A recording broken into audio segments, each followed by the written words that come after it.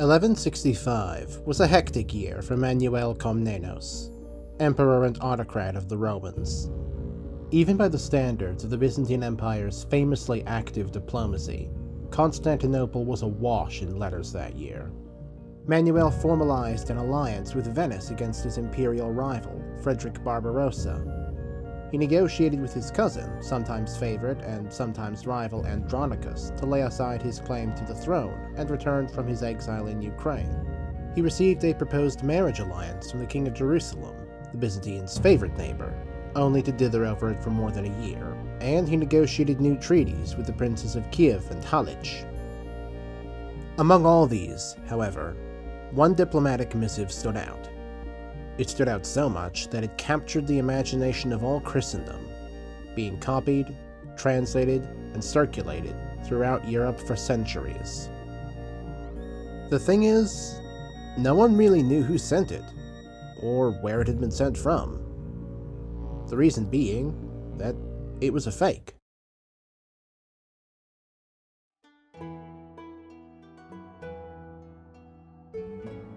It was signed His Super Eminency, Joannes the Presbyter, King of Kings and Lord of Lords, known in the English-speaking world as Prester John.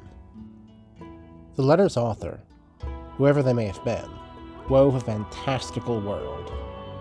Distant Asia was ruled by a mighty Christian emperor, a descendant of the biblical three magi, to whom 72 kings swore fealty. He led an army of 1.5 million men-at-arms who used bejeweled crosses in place of banners, and the 10 lost tribes of Israel, the Gog and the Magog, and the Amazons were all his subjects. His lands were home to griffins, elephants, crocodiles and phoenixes, and cyclopses, pygmies, giants, centaurs, satyrs, horned people, dog-headed people, and one-legged people were counted among his subjects. He controlled the Fountain of Youth and the Garden of Eden, and the columns of his palace were made of solid amethyst and ivory. He also mentioned offhand that he planned to conquer Western Europe and offer it as a present to his son. Now, much ado has been made by historians over the real origins of this letter, its influence on crusading and colonialism, and the literary tropes it recycled or established. But when I encountered this letter in high school, I wasn't interested in that. I became obsessed with it as a piece of pure world building. World building, as we understand it today, is largely an artifact of the modern fantasy genre, which, at its root, is a highly analytical retelling of 19th century fairy tales, themselves a mix of contemporary folklore and medieval epic poetry. This, however, was something different. In a world where authors are ranging further and further afield to find authentic historical myths on which to base books and games, this was a whole parallel tradition of world building, left fossilized and almost unexamined since the Renaissance. Nor does the letter from Prester John stand alone. As the years passed and I continued to study history, similar writings began to peek out at me, like diamonds in loam. And they weren't all European either. I found examples of the genre of pseudo-geography everywhere. The more I read, the more I needed to compare, to reconcile, to syncretize, to flesh the fantastical out with grounded, living details, to populate these worlds with conflicts and characters. What I wound up with was a world on which many different civilizations had projected their own individual prejudices and fantasies. A composite world, once believed to exist in all the distant places of the world. A world entirely populated by countless manifestations of the sinister and celebrated other. This is my world-building project. And in keeping with my medieval source material, it needs a pretentiously Latinate name. How about Pseudo-Geographica, the land over all horizons? I've built it based on 3 foundational principles. 1. This is a non-magical world. There is no magic and no unambiguous divine agency. This definitely goes against the grain of fantasy world building. I literally can't think of any others to make this choice. But magic, honestly, kind of annoys me, however it's depicted, on a philosophical level. I want Pseudo-Geographica to function based on the limitations we are familiar with. 2. Maximum fidelity to the source material. I only alter things that are actually impossible, or would take too Herculean a handwave to justify. Contradictions between sources are not an obstacle, but an opportunity to add diversity and subtlety to the world. 3. No emic perspectives. Europeans, as depicted by Europeans, cannot exist. Chinese, as depicted by Chinese, cannot exist, etc. As I said before, this is a world populated entirely by the other, or realistic cultures based on a very literal reading of the accounts of outsiders. Over the next few years, if I'm honest, I'm going to post videos detailing different regions of this world, and the process by which I created them. We seem to be living in a golden age of YouTube world building after all. Don't worry, the cursed Conlang video is coming too. And yes, I have a mostly completed book set in this world, which I will get out sometime, in some form. For now though, I want to introduce this world through its source material. I will walk you through my research, discussing each of my sources, their contexts, and a few highlights. Trust me, the history, passion, and sheer absurdity inherent in these works is, on its own, enough to rival anything I could write for entertainment value.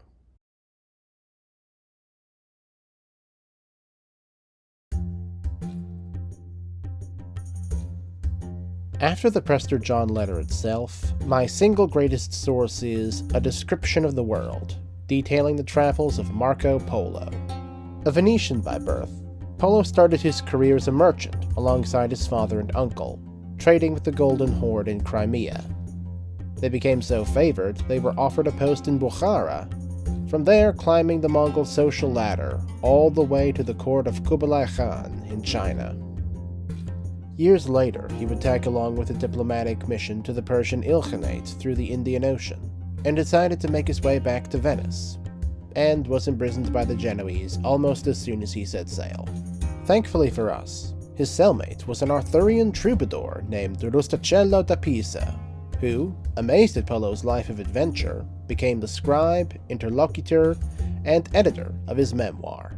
Aside from describing the huge scale of Chinese civilization and hundreds of other isolated ethnographic details, Polo and Rusticello tell of a race of red-haired wild men who lived in the jungle and could be lured out with offerings of liquor, a tribe of marauding sorcerers whose magic could turn night into day, and reported that Japan, or Zipangu, lay 1,500 miles off the coast of China, which would contribute to Columbus's confusion 2 centuries later.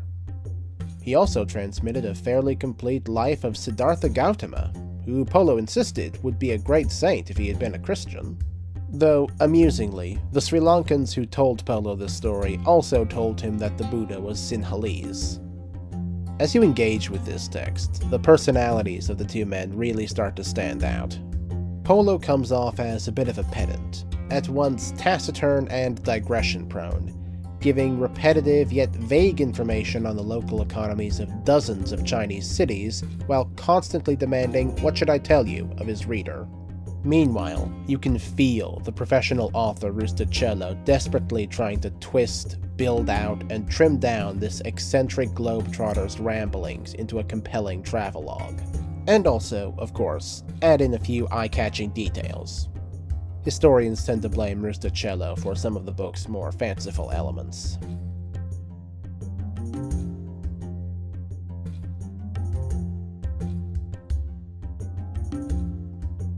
When all of Christendom called out for a guide to the mysterious lands beyond the Saracen menace, its mightiest knight, Sir John Mandeville, answered, sallying boldly forth to his library, and from the mighty deeds of plagiarism he there committed, brought forth a work of such comprehensive mythological absurdity that it stands beside the letter from Prester John like the Silmarillion stands beside the Hobbit.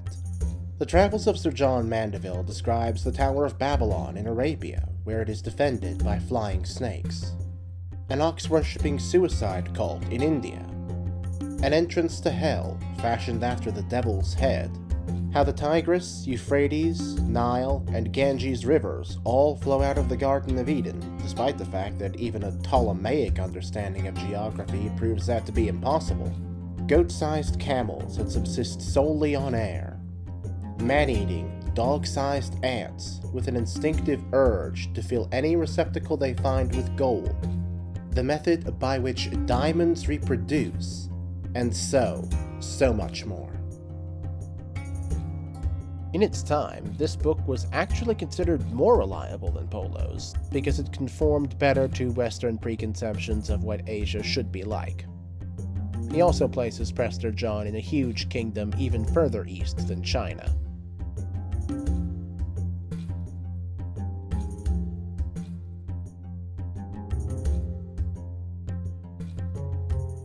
Pliny the Elder is my go-to source for Roman pseudo-geography. Not only does he present a few interesting place names and random cultural trivia, but it is he who established the so-called Plinian races: Pygmies, Blemmies, Skyopods, Cynocephali, and a bunch of others. It gets confusing. Keep in mind, this is the man who also said that lion cubs were born as formless lumps that needed to be licked into lion shape by their mothers, and that pubescent girls would, on occasion, spontaneously metamorphose into fully equipped males.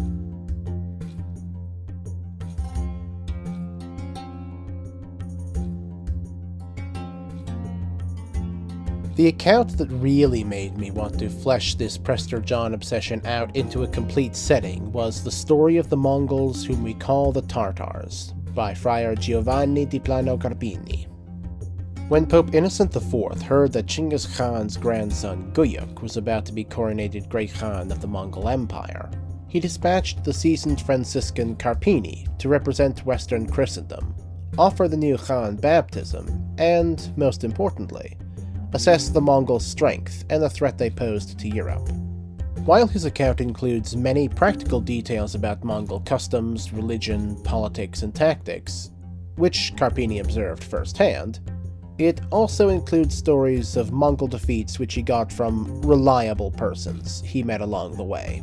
These stories include how Prester John defeated the Mongols through the use of horse-mounted flamethrowers, the Cyclopes, a race of people who each possessed only one arm, one leg, and one eye, who could cartwheel across the steppe faster than Mongol horses, and who worked in teams of two to shoot huge bows that could outrange any Mongol bow.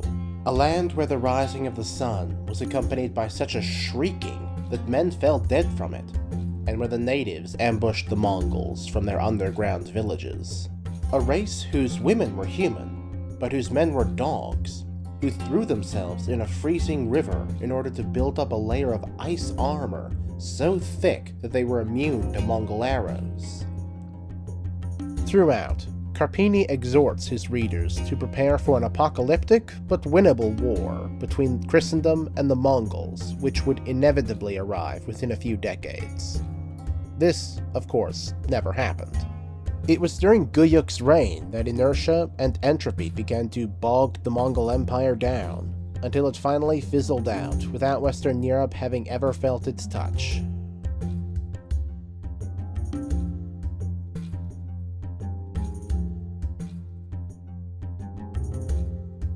This book is generally entitled The Itinerary of Benjamin of Tudela, even though literally the first line calls it The Book of Travels by Rabbi Benjamin ben Jonah. But that is a pointless argument. Ben Jonah was a Navarrese Sephardic rabbi who visited most of the Jewish communities between the Bay of Biscay and the Persian Gulf. It was while at the foot of the Zagros Mountains that he met another of those reliable persons, who told him that several of the 10 lost tribes of Israel lived in an independent kingdom deep in Central Asia, in a mountainous region called Nisabur, which they shared with a nation called the Kofar of Torak, who had no noses and worshipped the wind. Their king was named Rabbi Joseph Amarkala of the tribe of Levi. I love this, because just from the name alone, you can get a whole theory of Jewish statehood laid out. Something which, bear in mind, had been wholly theoretical for 1,000 years. You know, except for the Khazars. But we don't talk about the Khazars. The person of the Amarkhalid king of Nisapur combines rabbinical, priestly, and royal authority, embodying all the ancient and medieval sources of authority in the Jewish political universe.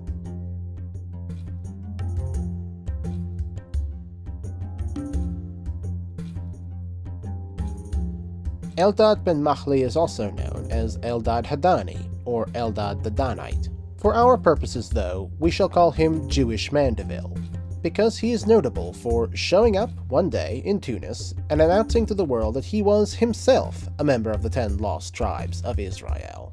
He tells us how he was a merchant from the distant land of Havilah, who had come to the known world after escaping captivity with a tribe of African cannibals, and assures us that the biblical tribes of Asher, Dan, Ephraim, Gad, Issachar, Manasseh, Naphtali, Reuben, Simeon, and Zebulun continue to exist in remote parts of Africa and the Middle East. He went on to describe each tribe's peculiarities, noting that his tribe, the Danites, were the greatest fighting men in all the world, living entirely off of the plunder reaped from their enemies, each of them able to best 1,000 of any other race on the field of battle. Danites and their allied tribes lived along the Sambatyon River, and in its course laid an island free of anything deemed unclean by Jewish law. On this island dwelt the Levites, absorbed in pious ritual and scholarship like some sort of Jewish Brahmins, their islands forbidden even to other Jews. The rabbis of Tunis weren't quite sure what to make of Ben Mahli, and his account actually is preserved in a letter they wrote to the Babylonian Talmudic Academy, the highest religious authority in medieval Judaism, asking if they should take him seriously. Their response does not survive, but most later Jewish scholars did take Ben Mahli at face value. In his defense, the letter does note that he spoke a strange dialect of Hebrew, and that his interpretation of halakha was slightly at variance with his hosts, so it is technically possible that he was a member of a particularly isolated Jewish community, who found himself stranded in the Maghreb. But even if this is true, most of what he claimed is still clearly a fabrication.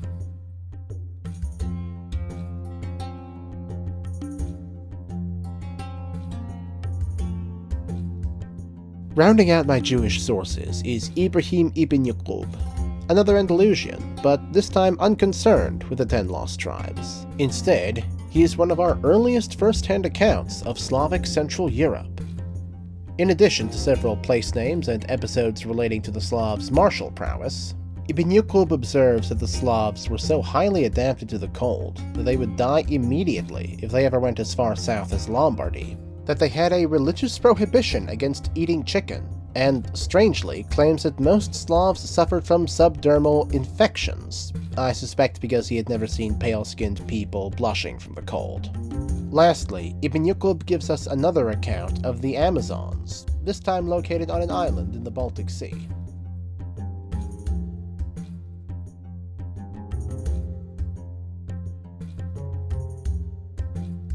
Callisthenes was a respected Macedonian nobleman, a student of Aristotle, and one of the most trusted companions of Alexander the Great. One thing that he was not was the author of the Alexander Romance. The unknown person who compiled various classical sources into the most common medieval literary account of the life and deeds of Alexandros III Argead, king of Macedon, Shah of Shahs, pharaoh of Egypt, and supreme commander of the League of Corinth, chose to call himself Callisthenes when he very clearly was not, so modern historians simply call him Pseudo-Callisthenes. The tale consists of the main events that will be familiar to anyone who has studied this period until it reaches India. At that point, it drops into a letter supposedly written by Alexander to his old tutor Aristotle. There, they made a treaty with the Amazons. They found tribes of hairy wild men, a lake of honey-sweet water that was home to metal-eating crabs that was swarmed each night by hordes of giant wild animals and 6-footed men, a city carved out of a single 10-cubit-wide reed, and a good old oracular tree. The letter also claims that Alexander was secretly the son of a magic-wielding deposed pharaoh. Or at least that's what my version says. The only English translation I could find comes from, of all things, a version from Georgia. As in Kartli, not the Peach State. This was the work that really established India in the Western Christian mind as a land synonymous with adventure and mystery. No less mysterious than its inhabitants was its location. The narrative says only that India was located somewhere further away than the Middle East. Medieval Europeans were even unsure whether India was in Asia or in Africa. Eventually, they concluded that there must have been 2 or even 3 Indias. If anything, this confusion enhanced the allure of the East.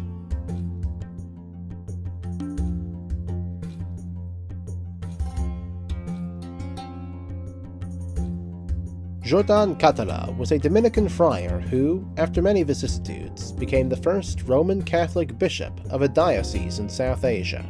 Ever since Carpini's expedition, the Catholic Church had been making efforts to spread their faith and the supremacy of the Roman See past the Dar al-Islam into deeper Asia. Mirabilia Descripta, the Wonders of the East, was Catala's report back to Rome, and it contains enough insightful information novel to Europeans of the time to prove that he really did spend considerable time in India. Such as calling the elephant the wisest of all beasts, able to obey verbal commands nearly as well as a man, and describing a crocodile as a giant lizard with the head of a pig and a hide like male, to rather whimsical details, such as confusedly calling Tibet Grand Tartary and marveling at how much the Buddhist Sangha resembled the Catholic Church, and complaining that India's ancient Christian community believed St. Thomas to be the true Messiah, to bewildering claims, such as there being a sect of Christians whose main form of worship was crucifying sheep, that Ethiopia was overrun with dragons that carried magic jewels in their heads, and would take to the air on their great wings but were, by the judgment of God, too heavy to fly, and inevitably plummeted to their deaths. And, once more, that there were islands to the south inhabited by pygmies and Amazons.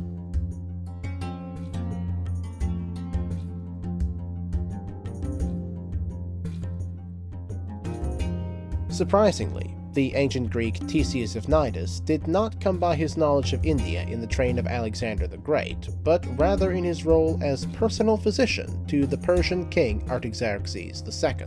Like most second-tier Hellenic writers, this work is preserved only in fragments quoted by more famous authors. The fragments, however, are really something. The remote parts of India were home to pygmies and dog-headed people who communicated by barking. The rest of India's inhabitants, for their part, lived for upwards of 150 years and were immune to headaches, toothaches, and eye inflammation. In spite of this, they were utterly contemptuous of death in battle, and they also had to contend with giant man-eating worms, tiny acid-spewing serpents, crocodiles that could emulate human voices, manticores, and sheep that lacked gallbladders whose flesh was inedibly bitter. He also notes that they had excellent wine and cheese. He tried them himself.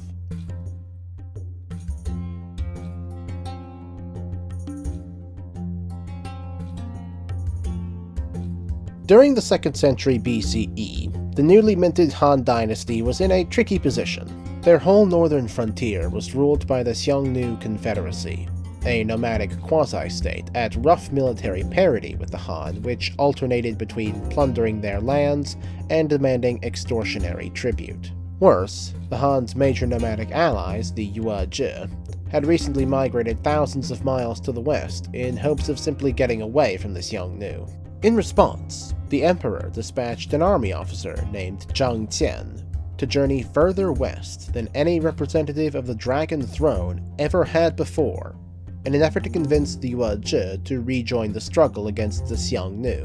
Zhang Qian's mission was a total failure, not least because he spent several years as a captive of the Xiongnu, but opened the eyes of Chinese civilization to what lay past the deserts and mountains on their western border. Traditionally, the Chinese had seen themselves as the sole light of order, prosperity, and learning in an otherwise dark, barbaric world, which only grew darker the further one traveled from the life-giving floodplain of China. While this cosmological view would remain influential for millennia, modern scholars often credit the discovery of other great civilizations in the West as the catalyst for the opening of the Silk Road. In Vergana, he famously reported seeing the heavenly horses that sweat blood. While Zhang's account is largely free from mythological strangeness otherwise, it does list several interesting place names, like Shandu for India, Daxia for Bactria, and Tiaozhi for the Seleucid Empire, and makes an effort at estimating the population statistics and distances from the Middle Kingdom. Chinese explorers were practical that way.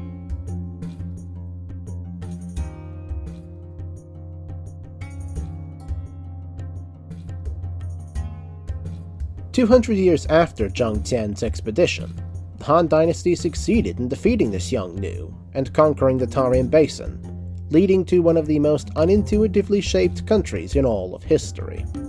Coming off the back of this success, the Protector General of the Western regions, head of a sort of Chinese military colonial government for Central Asia, dispatched an officer named Gan Ying on another expedition to the west.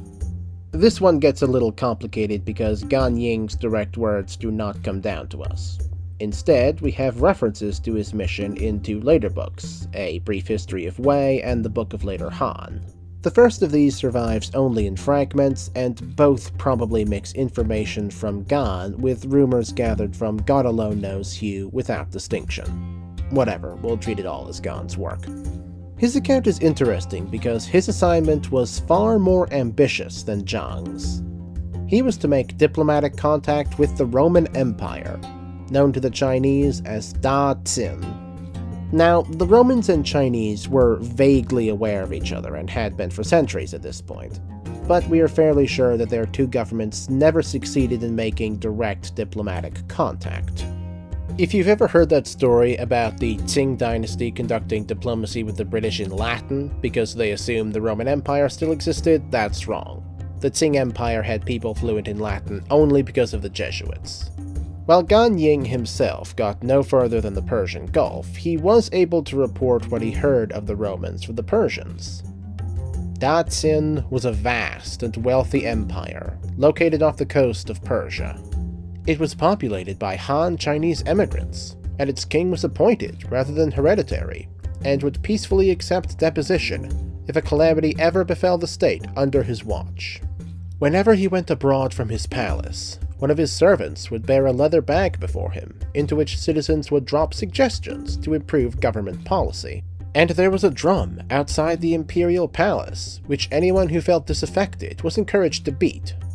I think what happened here is that the Persians tried to explain that Rome was not a strictly hereditary monarchy, in that it was not really a monarchy at all, but a military dictatorship, and the only way Gan Ying could wrap his mind around this concept was to compare them to the mythical pre-Xia dynasty sage kings. Yet further on, across the sea from Da Xin, were the White Jade Mountains, where dwelt Si Wangmu, the Queen Mother of the West, the Chinese mother goddess. The legend of Da Xin would fix itself in the Chinese imagination as a symbol of an enlightened political order whenever the mandate of heaven began to slide, or of an impossibly remote golden age, like a Chinese Atlantis.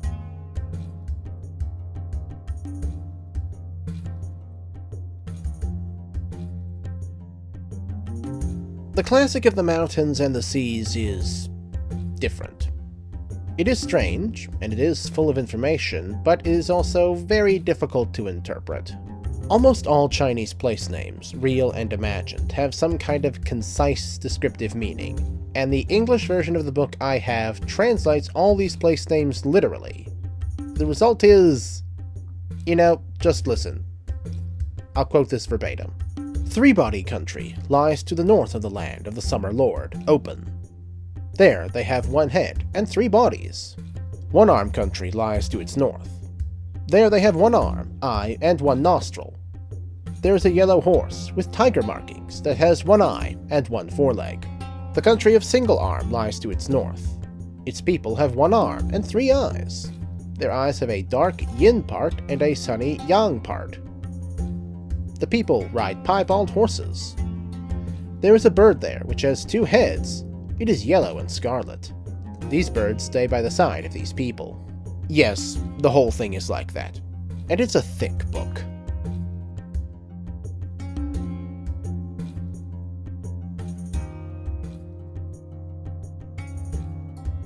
Xuanzang is best remembered for his contribution to Chinese Buddhism. It was he who traveled to India, studied with the Buddhist Sangha, and brought definitive translations of the Buddhist sutras back to China. But he also left us with the great Tang record of the western regions, a travelogue of almost the entire Indian subcontinent of truly staggering depth and breadth. It really does feel like Xuanzang personally visited every kingdom and every stupa in India, taking careful note of their appearances and histories. Seriously, it is a very long book, and though this isn't native to Xuanzang's original account, I still want to share it. Anyone who has studied Chinese history in any depth is familiar with the mercifully receding menace of the Wade-Giles transliteration matrix. But the only English translation of the Great Tang record I could find is so old that it uses this horrifying pre-Wade-Giles system. Look at it! Xuanzang notes the environment and dominant religions of every region and gives every nation 1 to 2 adjectives to describe their cultural attitude. And it is really annoying how close to being useful for cultural anthropology that is. He does provide far more geographic detail, however, detailing the size and relative position of every country he visited. In fact, he was so comprehensive and I am so obsessive that I was able to make this map of India, Hindu in Xuanzang's words, with minimal interpretation required. And, well, it kinda looks like India. I can say with confidence, however, that Xuanzang badly overestimated the distance he walked, given that if you add up all the distances he gives, you are left with the inescapable conclusion that India is 10,000 kilometers wide. One of the most interesting themes in the legends he relates is Nagas, the malevolent aquatic snake people of Hindu-Buddhist mythology. Indeed, their influence seems so widespread that one begins to think that much of the Himalayas and Gangetic Plain is controlled by a pervasive Naga shadow government. He even ventures outside of India. In one instance, he seems to claim that there was a matriarchal island in the far west that paid tribute to the Byzantine Empire. Another episode involves a village in the Himalayas, a lake beside that village, and a tribe of dragons who live in the lake. Then, I kid you not, the plot of the Shadow over Innsmouth unfolds, and the resultant race of choleric human-dragon hybrids proceeds to terrorize the area until the local king enlists a steppe tribe to exterminate them. Because in India, even Lovecraftian horrors are nothing before the unassailable might of mounted archers.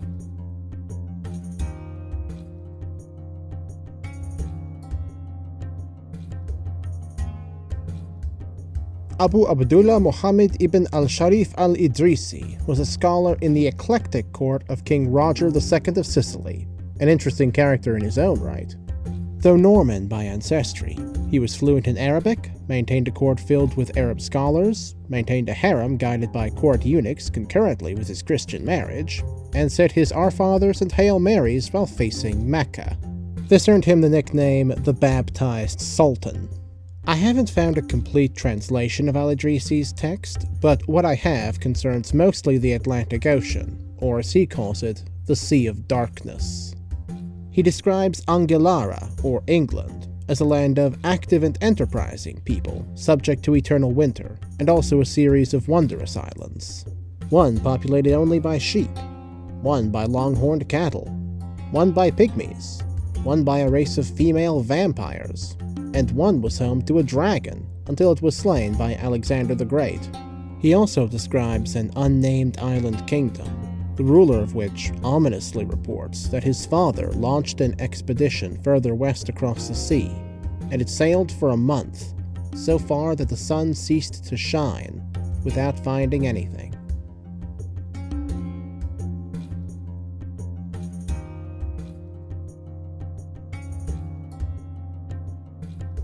Zhao Rukuo was a customs officer in the port city of Tuanzhou during the Southern Song Dynasty, the golden age of foreign trade in China. Xuanzang was home to China's largest population of Muslim merchants, who refer to the city as Zaitun, and Zhao's account relies mostly on interviews conducted with these merchants. Now, in Chinese, book titles tend to be extremely terse, and hence are always translated loosely. A brief history of Wei, for instance, comes from Wei Luo, literally brief way. Thus I am calling this book, originally entitled Zhu Fanzhi, a description of the barbarous nations, while the translator I'm relying on calls it a Chinese gazetteer of foreign lands. Speaking of linguistic challenges, a number of features in the text indicate that whatever Sino-Arabic pidgin Zhao was conducting his interviews in was not good for much but haggling, or that Zhao didn't know how to tell sailors' yarns from first-hand accounts. For instance, it should, by now, come as no surprise that Zhao reported not one, but two separate countries of Amazons. One populated wholly by women who ate magic lotus flowers that allowed the wind to impregnate them and killed any men who trespassed in their land, and one that was merely matriarchal and matrilineal, where women outnumbered men 3-2, and ladies of high birth were served at all times by male attendants. Across all cultures, men wanted this place to be real. Moreover, and despite the fact that he got most of his information from Arabs and Persians, Zhao genuinely seems to have believed that Islam was a sect of Buddhism. The idea that religions are supposed to be mutually exclusive never really got to China. And, by the way, they were also ethnocentric enough to believe that Siddhartha Gautama was secretly Chinese. Zhao also believed the Persians made such lovely rugs in order to keep their feet warm when coming in from the Middle East's cold and snowy climate. But one of the strangest places Zhao describes is Sijialia, a volcanic island in the distant west that spewed lava which burned boulders but not wood, and where the inhabitants would roll boulders into the caldera to deliberately provoke eruptions. Any idea where this came from? Well, apparently, Sijialia is Sicilia, the Arabic name for Sicily.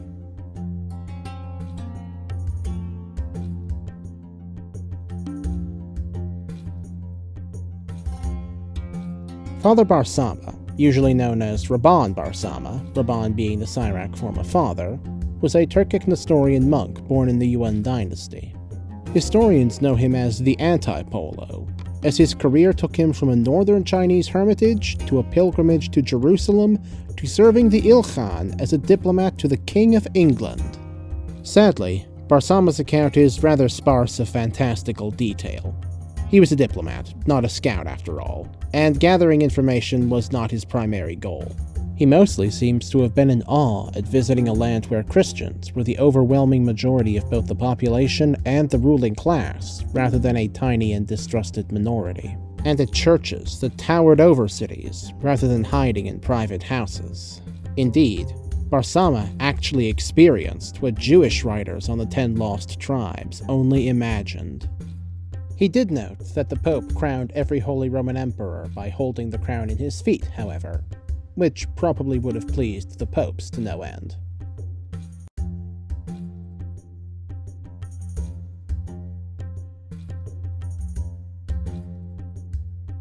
Saint Brendan the Navigator, known as one of the 12 Apostles of Ireland, is the protagonist of a uniquely adventurous hagiography, and is probably a composite of a real abbot and one or more Celtic gods or heroes.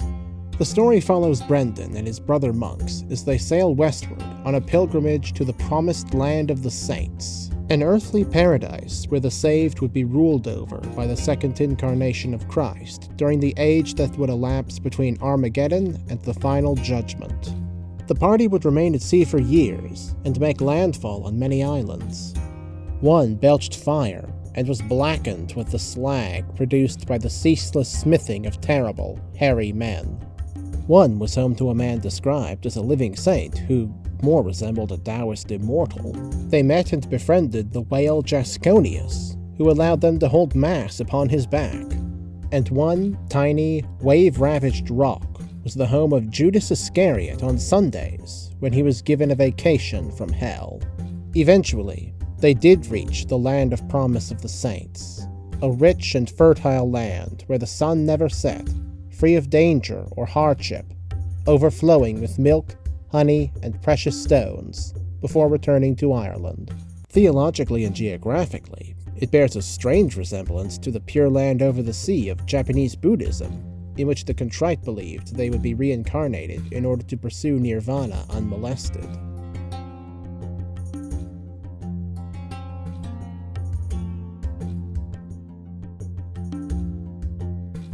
Undoubtedly the oldest source I have found, or am likely to find, comes from the tomb of Harkhuf, nomarch of Aswan and diplomat in the service of Merenre I and Pepi II, pharaohs of Old Kingdom Egypt's 6th dynasty. Inscribed on the wall of Harkhuf's tomb was a summary of his diplomatic service among the tribes of Kush. Now, most of this narration consists of, I proceeded from proper noun A to proper noun B to proper noun C. Long live the king! But having any specific information at all from so deep in time is incredible. The only episode recounted in any detail is that of a dwarfish man Harkhuf obtained in Kush in order to serve as a jester in the pharaoh's court. Whether this man was a member of an ancestral group to modern African pygmoid populations, or merely an achondroplastic dwarf who happened to be born in sub-Saharan Africa, is a topic of much scholarly debate. Either way, it is no doubt our earliest piece of evidence for the African slave trade.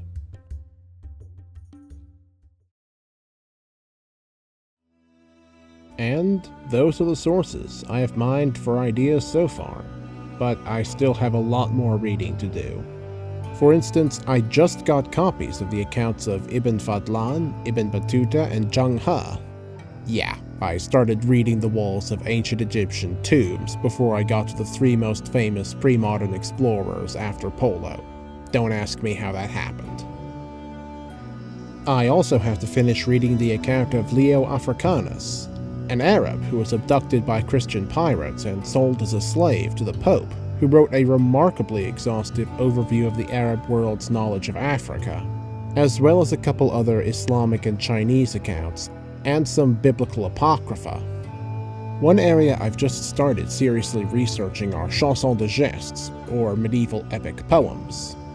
Many of them involve knightly adventures in distant exotic lands, especially in the context of crusades, and wow did these authors have some interesting ideas on what Muslims believed. What I'm reading right now even includes a biography of Prester John's father, the bastard son of an African queen and a member of the House of Angevin. And just in the course of researching for this video, I found the Periplus of the Erythraean Sea, a Roman merchant's guide to the ports of the Indian Ocean. Unfortunately, no matter where I look, I can't find pseudo-geography written by a South Asian.